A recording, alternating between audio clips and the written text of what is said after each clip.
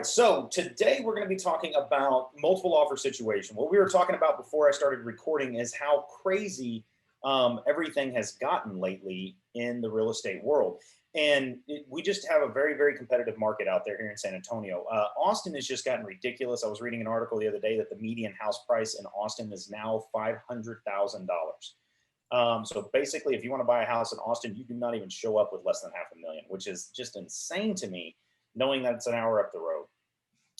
So we've got, and it's starting to spread here. Now here in San Antonio, we are just as competitive almost when it comes to that because we've just got a lot of businesses moving this way. Texas has become a very popular place in the nation. How long will this last? I don't know. But I know that I personally have come into a lot of multiple offer situations that have been quite an adventure.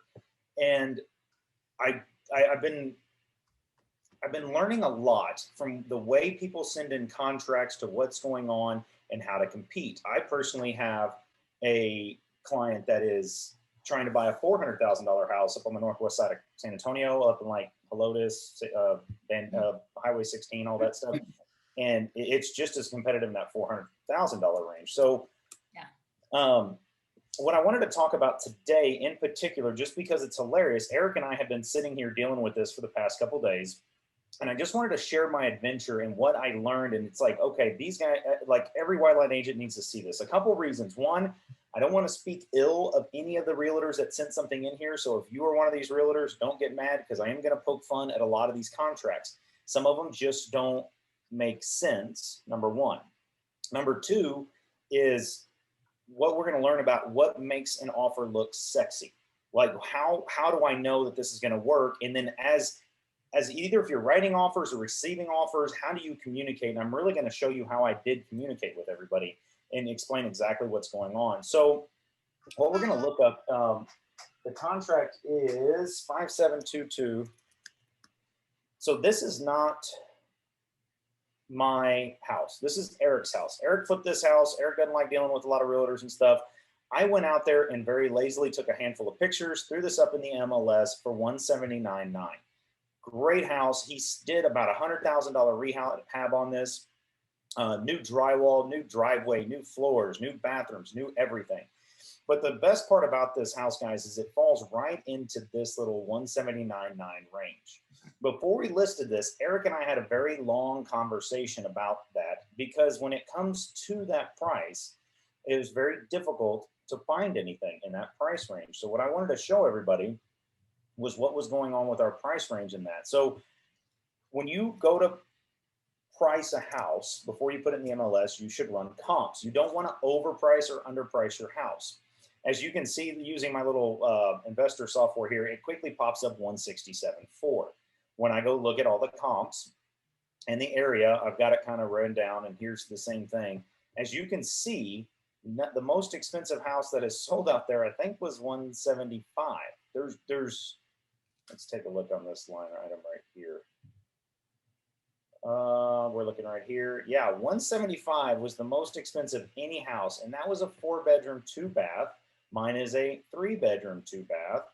So I knew going into this, I was pushing the price at 179. However, Eric had spent $90-something thousand rehabbing this house. And even at 179, I think this was a break-even deal from him. Sometimes that happens as an investor. It just kind of happens. So he's like, throw in the MLS, push it as hard as you can. Let's see what happens. So I did that. I put this in the MLS 3 days ago. And within that 3 days, what I wanted to show you is I've gotten well over 20 contracts on this house. People wanting to buy this house because it's a great house. It's finished extremely well. It's got new electrical, new plumbing, new toilet, new everything. So a lot of people really, really wanted this house. I didn't put all of them in here, just kind of the ones that I was responding to this morning. But I wanted to walk y'all through what I see in these contracts and what we're talking about and what our concerns are going to be, and maybe how to do this on your own. Okay, so I'm just going to start burning through these contracts and showing you the folders or when they didn't put them all together. So lesson number 1, and maybe we need to put this at the bottom. Like I want to have a little thing that says lesson number 1, if at all possible, when you do your signatures, try to keep them all on one document. It's very difficult whenever I have 2, 3, 4 separate documents that all encompass your order. So as you can tell, there is going to be a 1 to 4, probably a third party, probably a pre-approval, probably a VA. If you want to look a little bit more streamlined and help out the other agent, see if you can put it all in one straight big document. It's pretty easy to do in DocuSign. I've got a video about that, but now I've got everything in one thing. See how this is a perfect example. Here's the pre-approval, here's the third party, here's everything. So tip number 1, try and keep it simple for everybody involved. So let's take a look at these contracts and why we rejected some, why I threw some out immediately, and what was going on here. So as we go through it, the big things that I'm looking for before I even give it to Eric is I want to know a handful of things about this contract. First of all, what's the offer? 185. Doing this long enough, I can tell that's about a 3% down payment. So I know this is going to be an FHA loan. Things that make this guy look a little unprofessional right here. Title policy is paid both by the seller and the buyer. Guys, come on. Which one is it? Okay, if you know you're in a multiple offer situation, which I did put that in the MLS, your contract needs to be very clean, because me going back just to ask you a question is slowing me down. And if you don't get back to me in a timely manner, that will probably not be in your advice. But I did see, or your best interest. So I did see that he did put amended by seller. So I'm assuming that he wants us to carry it. I don't know. So tip number 1, not to look like a rookie rodeo. You need to make sure you're checking the right boxes, right? Don't look unprofessional when you send these in. Next thing, he left this blank right here. He or she, I don't even know who sent this one in. So within blank days, how many days do I have? That's important. You need to put that in there. But he's saying, I need to buy him a survey. So as of right now, when I look at this, guys, he's saying 185. So he went 5,000 over offer. But I don't know if he wants me paying title insurance, which will be about $1,500 bucks. I don't know how quickly he wants a survey. Do I need to do this immediately? Don't like that either. He's saying that he has received the seller's disclosure notice. No, he hasn't. Now, I know I preach about putting the seller's disclosure notice up, but I didn't get it back from Eric in time. So I just went ahead and listed it. And he did not get that. So again, now I have to ask him to amend that contract if we want to make sure everything's legal. Don't like that. So this is just kind of a sloppy contract. Now, he was probably writing it in a hurry, so I don't want to beat him up on that. Closing date's important. He wants a residential service contract. So now we're at 185 minus title, minus survey, minus 550. So he's brought it almost back down to 180. Possession on closing and funding. He did not ask for any settlement expenses, which I appreciate. Going into this contract, he wants a 5-day termination option. Now that's typical. He's got all his information there, which is fine. But here's where we get stuck on this third-party financing addendum. As I showed you earlier, a 4-2 in this neighborhood went for 175. All the 3-2s are in the 160 range. So I don't think this house will appraise for 185. If it won't appraise for 185, in this contract, he says that he can back out if it does not appraise for 185. So thank you for sending in an offer that is over, but I don't know if that's going to work. I got a lot of offers just like this. I got offers for 185, 190, 195, 200. I think I got one offer for 216. But all of them said it has to appraise at 216. That's stressing me out. Okay, I don't think that's going to work for me. All right. So with that being said, sorry, bear with me. When I got all of those offers in that all said that, I simply responded with sorry, bear with me, with an email. I'll show y'all one of the ones that I sent. Oh, perfect. That is perfect. Okay. This is what I sent to everybody that submitted an offer. Well, not this one. Not this one. Or I did say it was removed from consideration, but a final decision has not been made yet. There are higher offers that are not based on meeting, hers was 180, the 180 appraisal value as per section 4 of the third party financing addendum, right? I said, hey, look, there's offers on the table that don't do that. And you can say that. A final decision will be made tomorrow should you like to resubmit. The ultimate concern is if the appraisal comes in lower than your offer, would your client be able to or willing to cover the difference? Should you like to be reconsidered, please amend the third party financing appraisal clause to 175 and provide proof of funds beyond that amount. An increased earnest money deposit was also mentioned as a considering factor. So I flat out told everybody, if you want to be reconsidered, this number right here needs to be 175. If you offer me 300, great, but that number needs to be 175, and you need to provide proof of funds beyond that. Okay? That's very, very, very important. What was so frustrating for all of the agents out there watching this, they said, oh, and they would like this person right here would resubmit the offer at 190, but leave this at 190. They knew it was a multiple offer situation. They just thought they had to go higher. That doesn't mean anything, guys. So as a listing agent, if you're scared that your offer is not gonna appraise, you can tell them flat out, hey, look, I got multiple offers on the table. Now, you can't do that if you have one offer in the past 65 days. You can't beat those guys up. But I mean, I had 18 or 19 offers in 48 hours. So guess what? All y'all want to go around here offering over asking, it doesn't matter. You can offer me $1 million for that house, but if it doesn't appraise, then we have to renegotiate or we lose it. The other thing, that the reason why the increased earnest money was a thing, because if they back out at the end, this guy I think put down 1%, yeah, $2,000. Some people were putting down $3,000, $4,000, $5,000. That shows me that they're even more interested in this property if they're willing to risk $5,000. But remember, if it does not appraise, they get their $5,000 back. So that's why I wanted that number changed. So that's what I sent to everybody. Is everybody tracking with what I'm saying here? Does that make sense? Like, I'm just scared it won't appraise. Let's go take a look at this one. This one comes in here real quick at 201 cash. That's what they put down.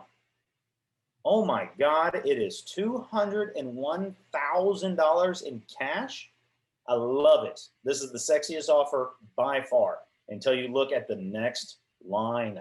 Guys, cash portion, 201. Second line, oh, there is a third-party financing addendum. That is not cash. If you have a cash offer, nothing below line A should be, none of this below line A should be filled out. It is cash and cash only, at least in section 3. So wait a minute. You're 201 cash, but you're a third-party financing addendum. I see this a lot, and I don't remember this particular one, but I'm willing to bet 20 bucks. Anybody want to take this right now? That this is a VA guy, that he has to put 0% down. So I'm gonna go down to the third-party financing addendum. Oh no, it's conventional. All right, so he's saying conventional. So I need to get a loan, but the house must appraise at 196. So this is a new document, or not a new document, but an additional document that says they have the right to terminate due to lender's appraisal. And he's saying he can terminate at 196. So first and foremost, they filled out the very top portion of this wrong. So they're that's out. And 196, I can't even talk about that. Is everybody tracking why I just pretty much threw this one out? Because this was his revised offer. As you can see up here, he sent me an offer once already, and then he came back and revised this again. This right here tells me not an experienced agent when they're doing this, where they click this. And he obviously didn't read my email when he left in that we need to be at 196. You're not helping me here. All right, so that, cool, 200. It's not sexy because you didn't listen. Next one, 1 to 4. Why did I put this one in here? Let's see what this one is going to teach us. All right, they came in at 185. Third-party financing addendum, 1%, $150 option fee. I don't know if you can see that there. Yeah. It's for a 7-day option. Oh, okay, have a good day. He knew that I didn't put the seller's disclosure. Thank you. April 30th closing date. No concessions, which I appreciate. Well, let's go back down here and see why we rejected this one. Oh, so that's just the contract, right? Oh, no, this is Anna. So she's the one that I'm talking to. Anna sent in the third-party financing addendum. We're down to 2 offers, and this is one of them. Why? Because the first mortgage principal balance of $148. They're offering, sorry, I should have left that open. Come on. They're offering $185 with a loan of $148. Is anybody downstairs? Is everybody tracking with me on this one? Yeah. She had also sent in, let me see if I can find this for you. It didn't say I this heard one. somebody jingling. Okay, I'm on you. Oh, from it.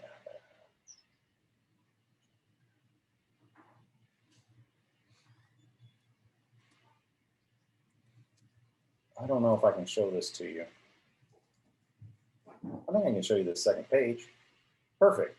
So I told her, I said, I need proof of funds. Well, look, $73,000 in their account.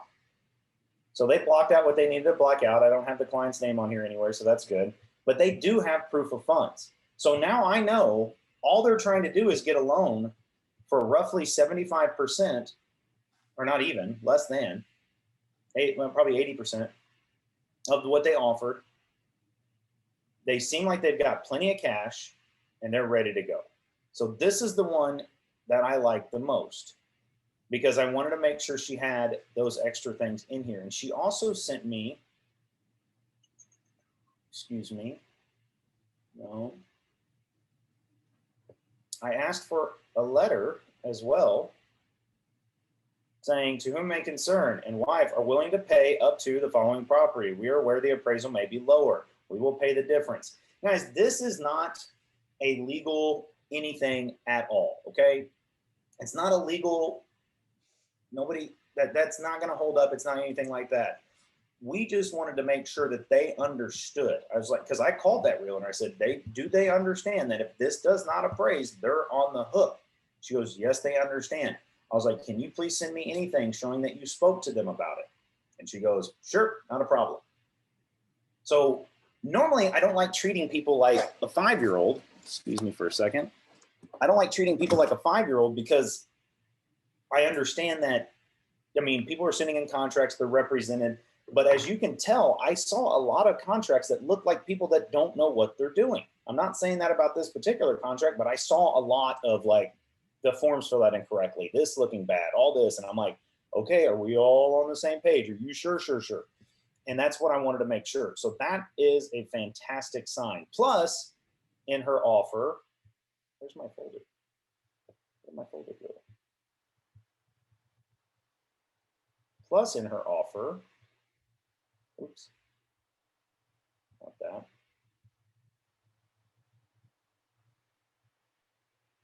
She did not, they were not the highest offer by any stretch of the imagination. They came in at 185. That's only 5,000 above what I was asking. But as we roll through here, 1% earnest money termination is 150 for 7 days. They are paying for the title policy. So that goes from 185 to like 165 because that's about $1,500. That's something that my client does not have to pay. So that makes the offer a little sweeter. They are paying for the survey. Cool, saves me another 600, 700 bucks. Let's keep looking. What else are they doing here? They accept the property as is, closing by the end of the month. That's nice. Not asking for any settlement expenses. I don't have to pay anything towards closing.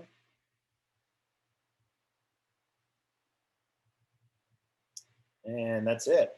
So how do you make your offers look as attractive as possible? Well, look, I'm willing to put $37,000 in cash down. Everybody else was putting 3 or 4 or 6. You know, not saying that's a bad thing. It's FHA, but now I'm like, huh, this guy's got some money. So that's going to be good. He offered over, and they're paying for everything. So we are looking super solid on this deal, which I really, really, really appreciate. So this is probably the offer that we're going to take. Next, I want to show you, see if I can find it. Hold on. Our backup offer, the one that we liked second best, and why, is not that one, not that one.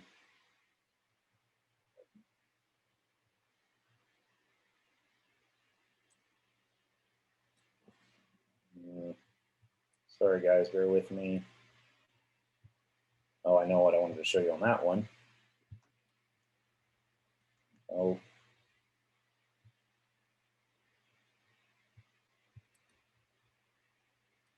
No. What did I do with that one?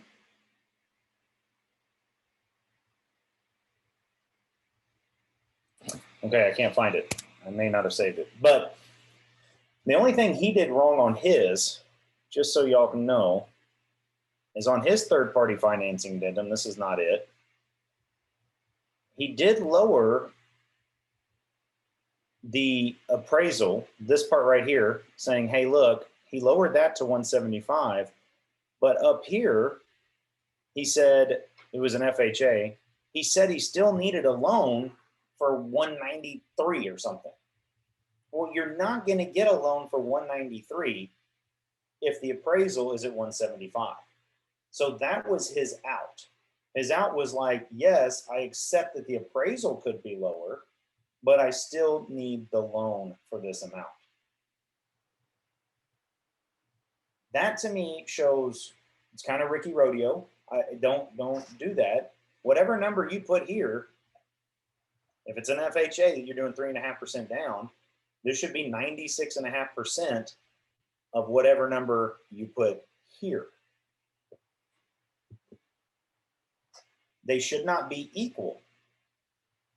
I need it to appraise for 175, and I need a loan for 175. Not if it's FHA. Best case scenario, it's 3.5% there, right, guys? Best case scenario. It should be 96.5%. Now, if they're doing a VA, loan, this can be 175, and this can be 175 because some VA loans are 0% down if you do it right. Okay. So it could be here on VA, but not on FHA. So again, that's some Ricky Rodeo stuff that caused me to throw his offer out. He wasn't even considered, even though he was higher than the other person, because he did not fill out his paperwork correctly. It's that ultimate ticky-tacky little thing. And I gave him 3 chances to correct it. Not this person. Again, it's not this person. But they got 3 chances, and every time he didn't change it. And I very, very expressly put it out there.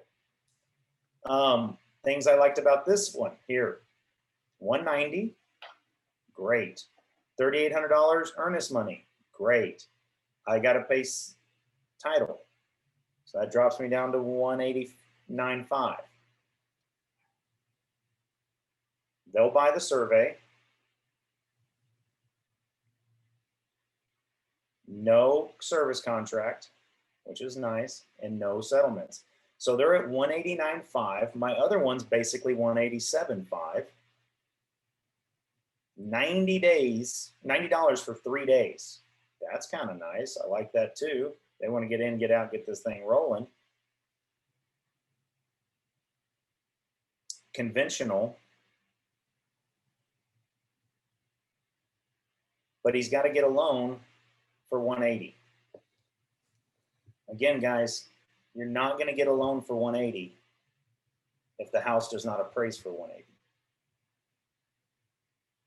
Does anybody remember what form you should fill out if you're sending in a conventional third-party financing addendum? Anybody remember? Man, I feel like I'm all over the place. I feel like I need a classroom with books.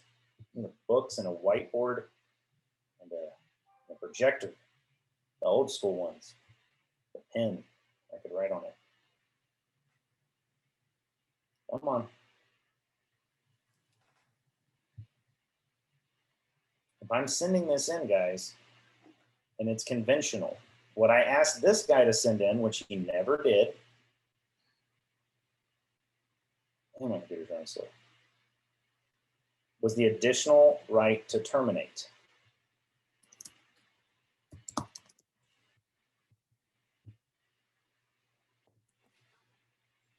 So if we take a look at this one,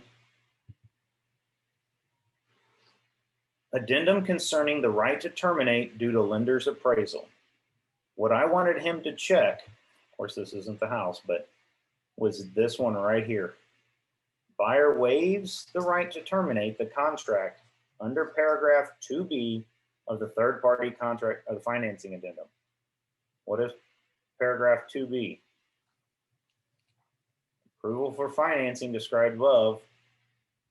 That makes sense? So he's got to get approved in 21 days. I'm asking him, are you waiving the right to terminate this contract if it does not appraise? He never sent this to me. He probably would have won the contract if he would have sent this to me. By the way, ladies and gentlemen, this is for conventional, conventional owner fine. Anything that's not, read very carefully, FHA insured or VA guaranteed. Use this form only if it is not FHA or VA. So here's some rookie rodeo stuff.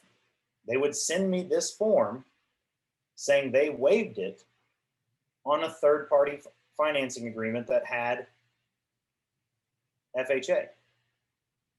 So they said, yes, we need FHA. Yes, we're going to do all this stuff. And we waive the right to an appraisal. That's great. But this form specifically says not to use that with an FHA loan. It specifically says it right at the top. So right there, that makes that form worthless.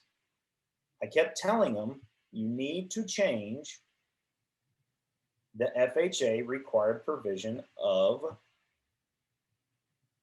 Section 4. So, does anybody have any questions about this? I know this is, I feel like I'm double speaking a lot here, but I wanted to make sure everybody was kind of tracking with me. Any questions? Anybody?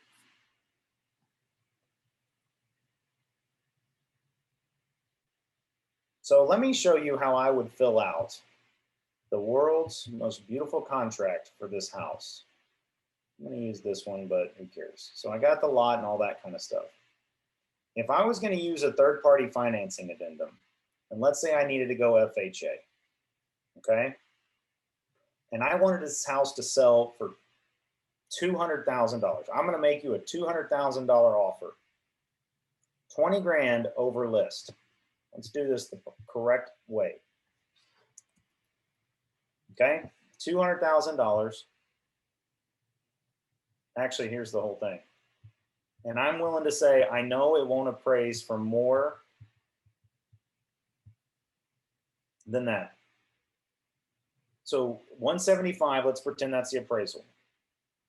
I'm going 20,000 over asking. So that means I'm going to be at $26,125 in cash down. That means I'm offering you $173,875 for a $200,000 offer. Great. Love it. I'm going to make this even sexier because I've got the cash to close. My buyer wants this house. They have money. We're slinging money. Good. We're going to send this to the escrow officer. As a matter of fact, I'm so sure I'm putting $5,000 in earnest money, and I'll give you $200 in an option fee. Okay. But I'm going to keep my option fee at 3 days, my option period. I will buy the title insurance because that's saving me money. You can either do, it will not be amended, or if you're concerned, I would also say that I will amend it, but I will pay for the amendments. If you don't have a survey within 3 days, I'll buy the survey. This one is not a property owner situation, that's nice. Remember, I told you I hadn't posted those, but I'll give you 3 days. I accept the property as is. I do not want a residential service contract. I don't need a home warranty. Don't need it. I'm going to close so quick, it'll make your head spin. Right now, guys, we're right at the end of March, so I'll say we'll close. Oh, sorry, today's March 31st. I'll say, hey, I'll close by the end of April. Closing and funding. I don't want any settlement expenses. And when I get to my third-party financing, oh my God, by the way, guys, I had so many people that would transcribe this incorrectly. They would put me as the buyer's agent, them as the seller's agent. One person did not even have me on either side of this. Like my information was not on the contract at all. I'm like, what just happened here? Like I didn't, and then I couldn't tell who sent the contract in. It was weird. So that's how I would do it. Hey, I'm slinging money. I'm doing everything on my third-party financing addendum, okay? I'm gonna come in here and say, hey, I'm FHA, which is section 203B. Now remember, I'm offering 200. I'm saying that it'll appraise for 175. 175, oops. I know it's 3.5% because that's what my loan officer said. So 6125 from 175. I know I'll need a loan for 168,875. 30 years, 1%, 30 years, 1%. Oh no, excuse me. Let's say we're going to be, I don't know, what's a good rate today? Guys, remember that information comes from your loan originator.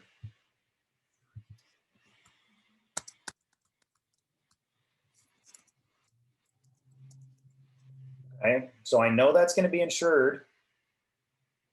I got 14 days and I'm going to change this number to $175,000. That is how I would do an FHA loan where my people knew, and I would also submit proof of funds because that would be my next question. Sure, that's a sexy offer, but do you have that $26,000? Can you show that to me? But I got to be honest, if somebody filled this contract out that correctly, I would not have had any, I probably wouldn't even ask the question because I saw that they were willing to do that.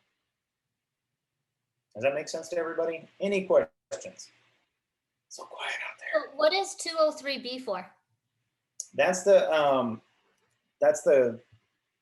line in the tax code. Oh, okay.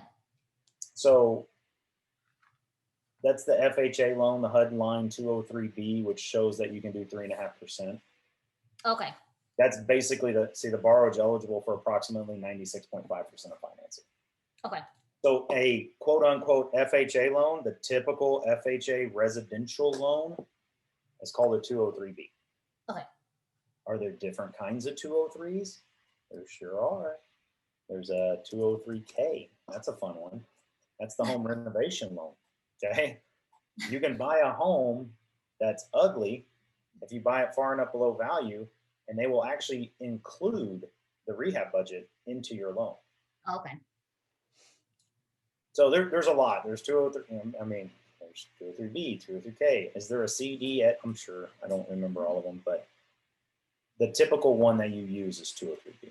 Okay. So, if they were to do a VA under that same circumstance, I would say a loan not less than 175, because I know they can do 0% on a VA. You can do 0% on the USDA as well. That one wasn't eligible because it's too in the city.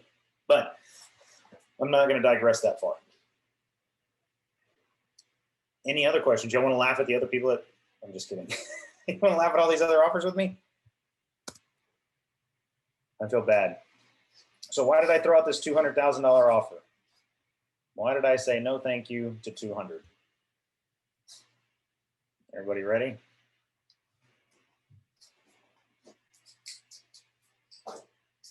$200,000, 1%, $100 for 4 days. That's nice. Hey, look, we're going to make a decision quick. It's not going to be off the market a long time. Well, they wanted me to pay for title, which is fine, especially at 200, right? I'm making a little bit more money. Let's keep looking. What didn't I like? Close by the end of the month. That's nice. Closing and funding. Cool. What didn't I like? I'm willing to bet it's that third-party financing addendum. FHA insured loan of $193,000, and the house must appraise at 200. That was my genuine fear.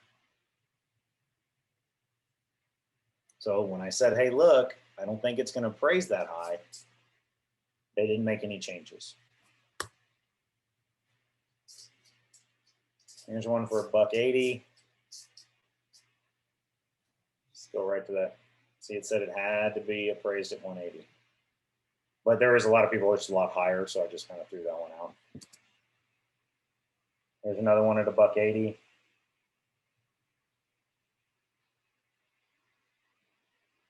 Oh, I'm such a terrible person. I very seldomly use that. But again, it's saying it has to approve at 180. I said, can you please change that? They said they don't have any cash. That's as best we can do. All right, I got it. It's cool. Ooh, 185.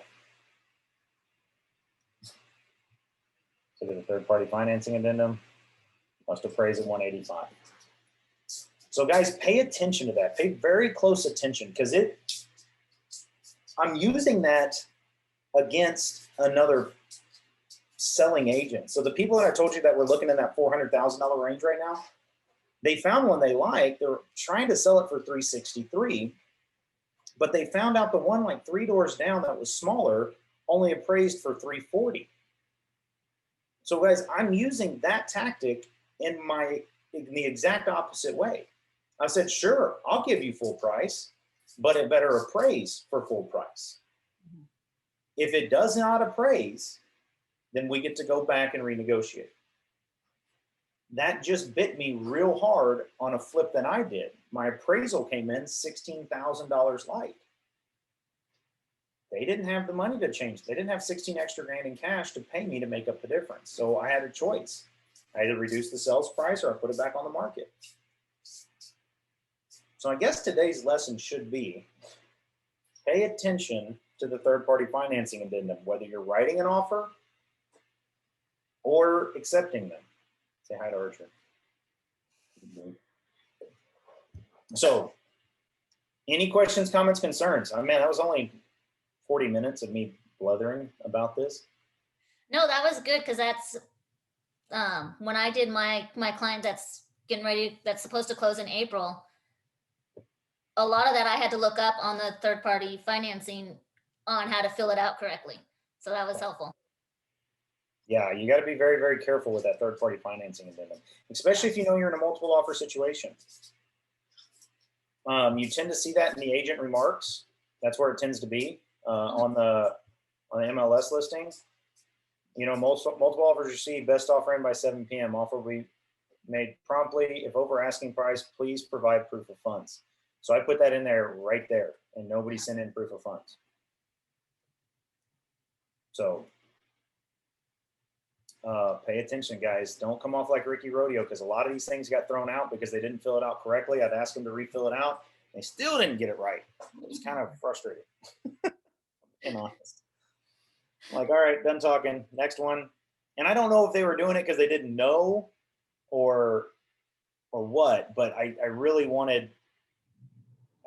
needed it filled out correctly. Because first and foremost, oh guys, by the way, I got to send all these contracts back also because of one very, very important thing. Where is it? Here.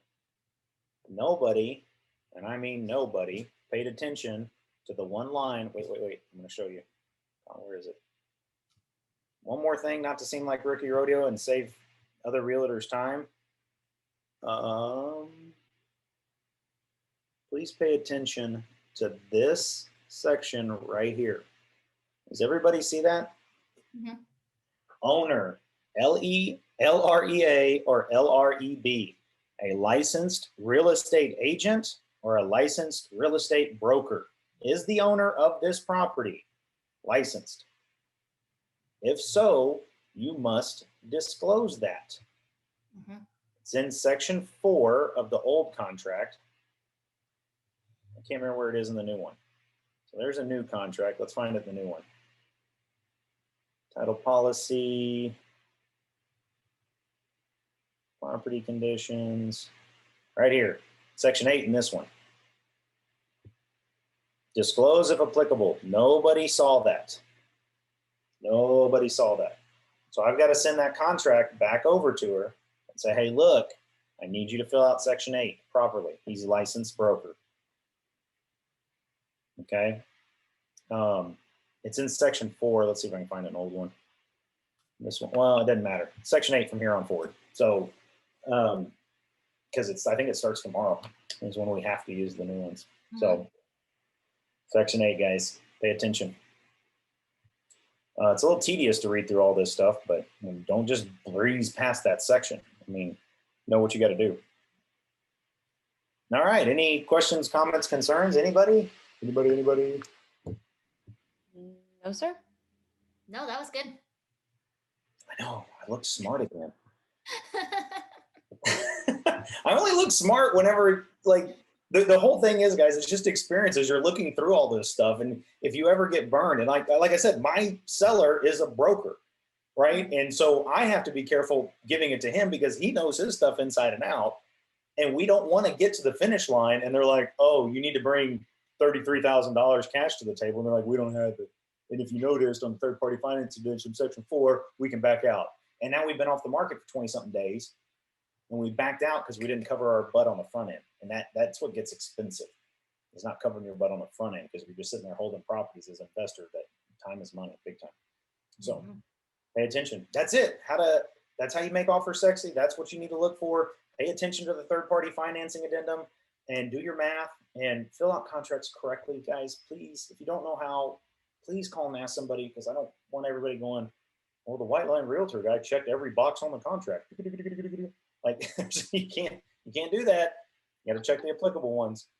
So that's all. So have a great day. No questions. I'm out of here. All right. Have a good day. You too. All right. Bye, guys. Bye.